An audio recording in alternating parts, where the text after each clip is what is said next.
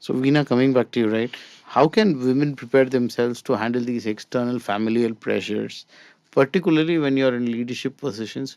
Still, this pressure would probably be there for you at even at this age, at this position. Yes, How of do you do that? course. Yes, of course. Pressure will always be there when you choose to be professional as well as dealing with the personal issues. So, managing stress is an art and you have to practice also. It doesn't come overnight or it is not something you can just transfer the technology and you get it. So, it has to be practiced, and only way you can do is set a right expectation in both places, even in family and around you, whomever you deal with, set a right expectation. Same is the case in professional life also. You have to set what you can do professionally also, and clearly make them know, either the family stakeholders or the professional stakeholder, make them aware of your situation and how much time you are available, what are the challenges you are dealing with, so that you don't get disturbed or distracted by the other parties, which is very essential. Open dialogue is very much required. You have to discuss out everything, the challenges, the, as you said, even the accolades you get, and the appraisals, everything. If they know each, not technically, I'm not getting into the technicalities of it, but at least the importance of you in both the situations, that has to be communicated very openly. So that is one thing. Plus the self care. Managing stress is more to do with the self care. You have to be really very healthy to do this, both the situations, because it can lead to really very bad stress, and that can take you to anywhere actually. It's very hard. So you have to invest your time on a regular basis for a self care so that you can deal with stress whenever it comes. So very essential. And open communication is the one thing, is the way to go. So yeah, you have to be open about everything, the kind of stress you undergo, the problems, the situations. So how are you tackling it? And also, I think discussions like this would help. So you will see how people have dealt with such situations. So podcasts, or keep having a mentor or a senior people in workplace or in family also. There can be mentors in family who have handled these stress situations very easily. So you have to be cautiously looking at those, inculcating those tricks and skills yourself, and concentrate on self care and open communication. I think that's the way to deal with that. Got it. Thanks. So now I want to kind of throw the floor open for all of you to kind of, chime in your thoughts, especially around career gaps. So I wanted to, what is the narrative around career gap that needs to change, that is currently present?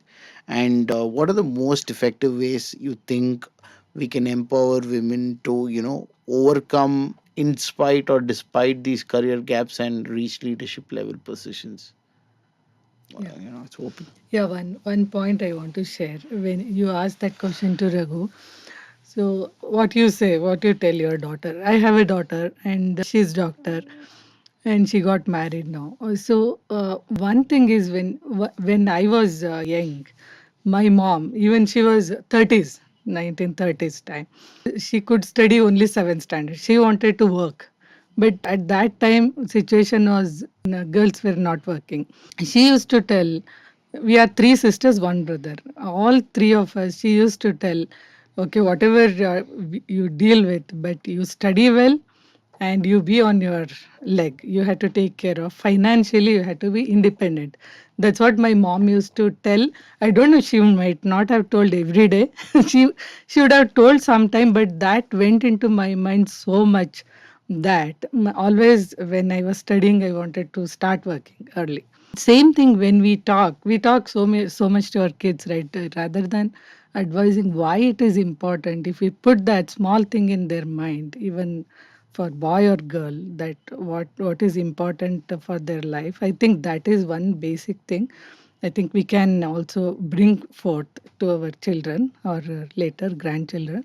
So this is one thing. And also family, if at all you are really willing, you are so aspired about career, you want to do something for society or whatever it is, you really want to do something, everyone supports. There is, I have seen my earlier boss SLN Murthy and Satish, my CEO. Earlier boss, I finished diploma and came to Bangalore from Hubli. I belong to Hubli. Then he encouraged me to study. So I did evening engineering. Then I did MTech.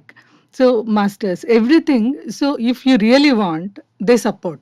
And I've seen my bosses and I've seen my husband so supportive. Now also he's telling me do PhD. Okay, so that's how, if you are really willing, at home, everyone, my brothers, sisters, my mom, everyone used to take care of my daughter. So I never felt that as a burden, because that, unless you are really interested, and you will adjust to entire ecosystem if you want. So my husband's, my niece, nephew, everyone were studying at home, because I didn't want my daughter to be all alone growing. I wanted her to grow in entire joint family. So we built house as a joint family, and we were all living.